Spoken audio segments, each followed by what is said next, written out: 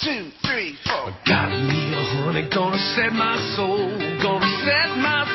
on fire. At the end of the day, I'm not a guy who's stray, 'cause she's my heart's desire. Now this lonesome toad is sick of the road. I can't wait to go home.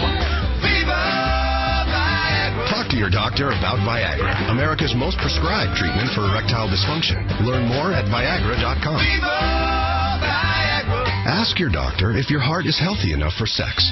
Don't take Viagra if you take nitrates for chest pain, as it may cause an unsafe drop in blood pressure.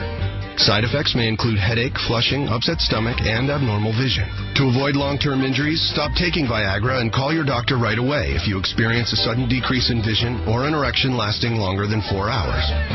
Viva Viagra!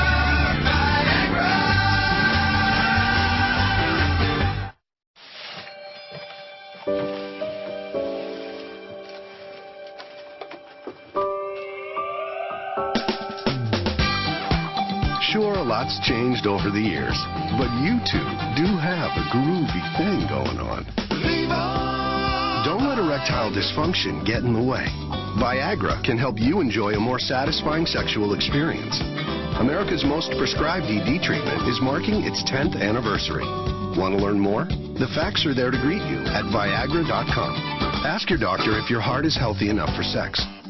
Don't take Viagra if you take nitrates for chest pain, as it may cause an unsafe drop in blood pressure. Side effects may include headache, flushing, upset stomach, and abnormal vision. To avoid long-term injury, seek immediate medical help for an erection lasting more than 4 hours. Stop taking Viagra and call your doctor right away if you experience a sudden decrease in vision or hearing. Ask your doctor if Viagra is right for you.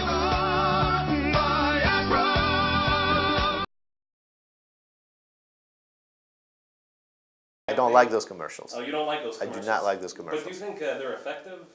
Do they get people, interested in the drug, maybe? They do bring in questions from patients. I can't tell you if I've noticed a flood of patients soon after the commercial comes out or anything like that. Mm-hmm. But people ask me about the drugs because they see them on television. Mm-hmm. So the message is getting out to the patients. Now, unfortunately, sometimes the message that comes from the advertisement is that this is more of a fun kind of thing. It's more of an optional drug.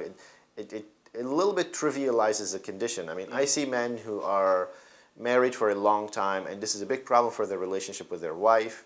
They're having emotional issues from it. The relationship may be breaking apart. It's a serious problem, often caused by a condition. For example, they had prostate cancer or something like that. The ads sometimes, in my opinion, make it look like, oh, this is a drug just so you can have a good weekend in Vegas or something like that. It trivializes it a little bit. Mm-hmm. And sometimes the ads also give you the impression that Viagra will improve your libido, your sex drive, which it does not. Mm-hmm. It has no effect at all on your willingness to have sex. It only affects your quality of erections.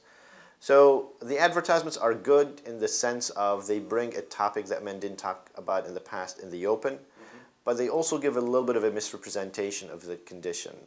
For a lot of men, this is a serious medical problem and not something to kind of make jokes about or, And as I said, the ads make it look like, oh, just pop this pill and go have fun on a weekend getaway. And it's more than that. Here's the thing.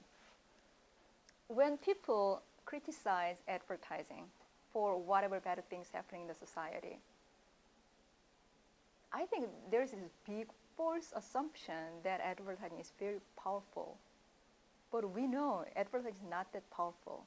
It doesn't have that big impact. The magic bullet theory, hypodermic needle theories, those old theories people used to believe that mass communication, including advertising, has enormous impact on people. So people are sitting in front of a TV set just influenced by that really strongly. That doesn't happen that way. How is anyone going to learn about a new drug if the pharmaceutical companies aren't advertising or pushing it? If they just quietly release something, no one's going to notice. So of course the advertising plays a role. People ask me about the drugs because they see them on television. So when you say that advertising is not powerful, I actually would disagree there. I would think if patients are going in and asking for these drugs by name, there's some kind of connection there with marketing. There can be connections, but there are many other forces that work here, not just the advertising. If advertising is the only force, the most important, most powerful force, then what you would expect is when the CLA spends more money on their advertising, and when Levitra spends more money the advertising spending and the sales figures, they have to go together hands in hand, but that's not the case. And in this case, Viagra, it really opened the door for this entirely new class of drug that didn't exist even before. The ED was not even recognized as something that's treatable, something that you can actually talk about with your doctor. And Viagra actually opened the door. And it is really kind of genius market idea, not necessarily genius advertising strategy, but it is just genius product. And it is extremely difficult to create needs. A lot of people say that advertising creates unnecessary needs among people when you don't need this product. Because of advertising, people are spending all this money buying things that you don't even need. But actually creating needs is extremely difficult thing to do by advertising. But what Viagra did was they actually created this market out of nowhere. And so Viagra had become the class name. It is not brand name anymore. And just think about it. Sex and the City, how many times Sex and the City episodes actually mentioned Viagra in a very casual setting? And they are apparently in their 30s and 40s and things like that.